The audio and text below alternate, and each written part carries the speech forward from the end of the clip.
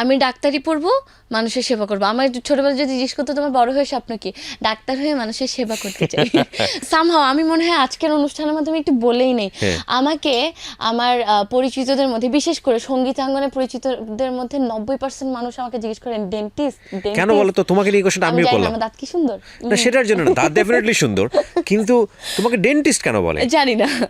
ফেসবুকের কোন একটা পোস্ট মজার বিষয় হচ্ছে আমার কখনোই মানে ডেন্টালে পড়ার ইচ্ছে ছিল না। আমার সবসময় ছোটবেলা থেকে আমার একটাই স্বপ্ন ছিল, এটা সত্যিকার অর্থে স্বপ্ন দেখেই বলতাম। বাবা মা স্বপ্ন দেখেন, ঠিক আছে, বাবা মা স্বপ্ন দেখেছেন যে মেয়ে গানের পাশাপাশি ডাক্তারি পড়বে, এটা অনেক বাবা মাই স্বপ্ন দেখেন, কিন্তু ব্যাপারটা এমন হয় না যে বাবা মা স্বপ্ন দেখেছেন বলেই পড়তেই হবে।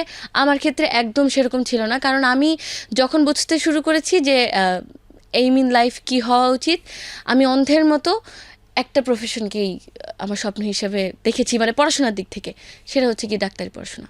ওকে। সো সেই স্বপ্ন দেখার পরে আমি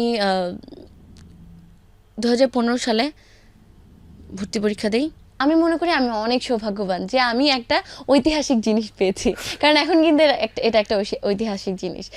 তো তখন কিন্তু আমরা গান শুনতাম, বাইরের দেশের গানগুলো আমরা কিভাবে শুনতাম, ইউটিউব দিয়ে কিন্তু শুনতাম। তখন আমরা যদিও চিন্তা করিনি যে আমরাও একদিন এই জায়গায় যাব, বাট এখন আমরা সেই জায়গায় আছি। আমাদের গান রিলিজ মানে স্পেশাল কি, ইউটিউবে গান রিলিজ হবে, এটাই আমরা কিন্তু এখন এভাবেই রিলিজ করছি, বা একটা মিউজিক ভিডিও আকারে হোক বা লিরিক্যাল ভিডিও আকারে হোক। ইউটিউবে রিলিজ হলে এটা কারা করে, মানে কোম্পানিগুলো করছে? সো এক্ষেত্রে তোমাদের রয়্যালিটি সিস্টেমটা কেমন থাকে? আমাদের রয়্যালিটি সিস্টেমটা, আমি যখন গান গাচ্ছি তখনই আমি, এরপরে সেই ইউটিউবে যা করছে না করছে এটা তার। ঐশী, আমি খুব আনইউজুয়াল একটা কোয়েশ্চেন দিয়ে শেষ করি, সেটা হচ্ছে কোনো একদিন যদি এরকম হয় যে তুমি আর গাইতে পারছো না, তুমি যেই হাই স্কেলে গাও, বা ঐশীর যে ব্র্যান্ডটা গড়ে উঠেছে সেটা হচ্ছে এত হাই পিচে গাওয়া Aishi, and that absolutely God gifted, এটার ব্যাপারে কোনো সন্দেহ নাই। তো যদি কোনো দিন এরকম হয় যে তুমি আর গাইতে পারছো না, কি এরকম চিন্তা কখনো করো, মানে আফসোস হবে কি হবে না? যদি কোনো দিন দেখি আমি আর গাইতে পারছি না, রাইট, 1 নাম্বার পয়েন্ট, সেটা আমি প্রথমে মেনে নিব এই কারণে যেহেতু Allah is the best planner. So তিনি মনে করেছেন যে এখন আমার আর এই ক্ষমতাটা তিনি দিবেন না, স্টপ করেছেন, ঠিক আছে আমি মেনে নিলাম। কিন্তু আমার মনে একটা কষ্ট থাকবে যে আমার স্বপ্নের জায়গা, আমার পুরো জীবন, এবং শুধু আমার না, আমার বাবা মা তাদের জীবন বলতেই মানে পুরোটাই দিয়ে দিয়েছেন আমার পিছনে। এটা একটু খারাপ শোনা যায়, আমার যেহেতু ছোট 2 ভাই আছে, আমি তাদের কাছেও কৃতজ্ঞ, কারণ তারাও কিন্তু ছোটবেলা থেকে অনেক রকমের স্যাক্রিফাইস করেছেন আমার জন্য। কারণ আমার মাকে আমার পিছে পিছে ঘুরতে হয়েছে, আমার বাবা মা দুজনে আমার পিছে পিছে ঘুরতে হয়েছে অনেক সময়, তারা সেই জিনিসটাকে মেনে নিয়েছেন এবং তারাও আমার সাথে সাথে গিয়েছেন, আমার গানে আর উদ্বুদ্ধ করেছেন। তো যাই হোক, যেটা বলছিলাম যে আমার পুরো পরিবারের জন্যই সেটা একটা দুঃখের বিষয় হবে, কারণ আমার জীবন, আমার গান, তাদেরও জীবন।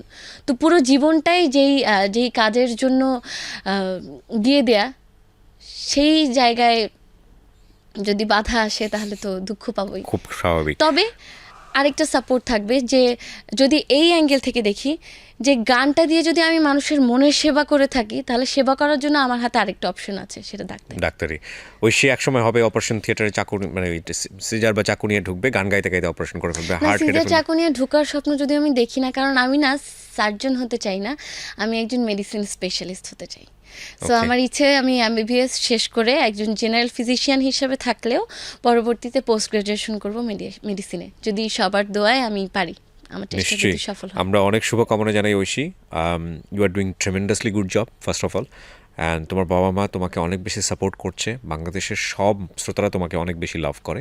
আমি চেষ্টা করছি, আমি সবার দোয়া চাই যেন আমি এই জিনিসটা মেনটেন করতে পারি। তবে আমি একটা খুবই ইম্পর্টেন্ট জিনিস মিস করে গেছি।